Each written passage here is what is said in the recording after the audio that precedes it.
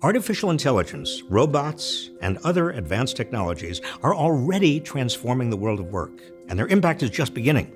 They'll grow the economy and make it more efficient, but unless American workers are involved, that growth and technological change will benefit only those at the top.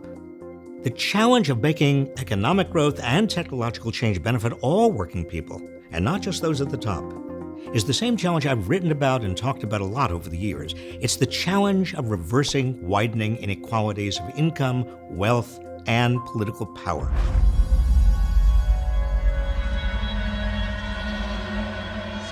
A big part of the solution is making sure workers have a voice and a union. That way, they have more bargaining leverage to get a piece of the pie that in recent years has been going almost entirely to the top. We shouldn't think of emerging technologies as things we have no control over, as if they just happen automatically, inevitably. We have power to shape technological progress. We need to assert our roles as workers and members of a democratic society to ensure that new technologies benefit all of us. Now, here are 5 ways to do so. First, workers need a stronger voice, from the boardroom to the shop floor. Workers at all levels should participate in the design, development, and deployment of technology in the workplace, as they do in Germany. This is not only good for workers, it's also good for companies that otherwise waste countless dollars trying to figure out how best to use new technologies, without consulting frontline workers who are closest to processes and products, and who know how to get maximum use out of the new technologies. In the early 2000s, Home Depot spent over $1 billion on automation, but reduced investment in their workforce. In the end, because workers were left out of the process, many of these automated systems failed and had to be scaled back. Second, if we want corporations to invest in innovation and their workers, we need to reform Wall Street. So instead of buying back their own shares of stock to manipulate stock prices and laying off employees to boost short-term profits, corporations can make the long-term investments that are necessary for their competitiveness and for the competitiveness of their workers. Every corporation can get access to the same gadgets. What makes a corporation uniquely competitive is its people. Third, we need to rebuild strong collaboration between government and business in researching and developing new technologies, so they work for the benefit of all. That's what we did in the 3 decades after World War II, when the Defense Department worked with the private sector to develop the internet, telecommunications, and aerospace. When the National Institutes of Health did basic research for pharmaceuticals and medical breakthroughs. And when our national laboratories pioneered research on biofuel, nuclear, wind, and solar energy. Conservatives often object that it's not the role of government to steer technological development. Yet most of the cutting-edge technology that's the crowning achievement of the United States private sector was in fact developed as a result of public innovation and public funding. Our government is still steering economic and technological development.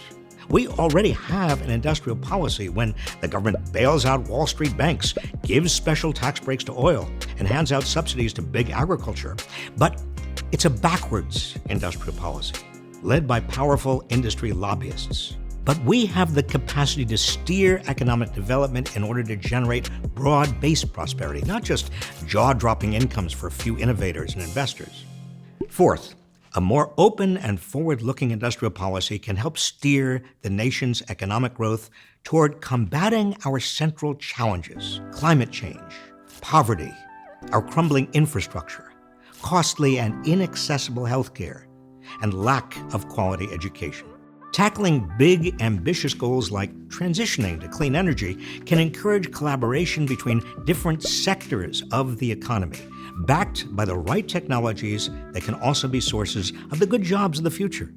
We need, in other words, a forward-looking industrial policy that develops the industries and jobs of the future and does so openly in ways that benefit working people and society.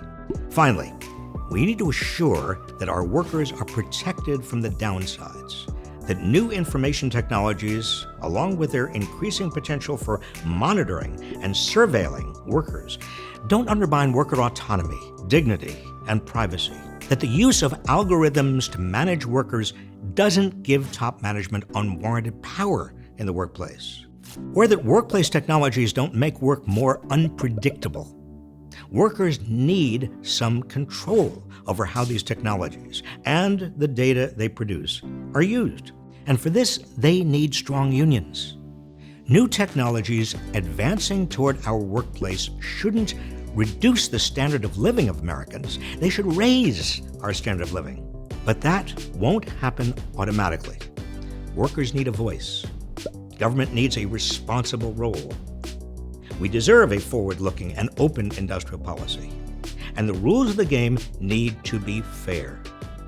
We should all be able to steer the direction of technological change and influence how new technologies affect our lives. What do you think? How do we ensure that the future of work will benefit all Americans? Let us know in the comments. If you found this video informative, please also watch our video on everything you need to know about the new economy.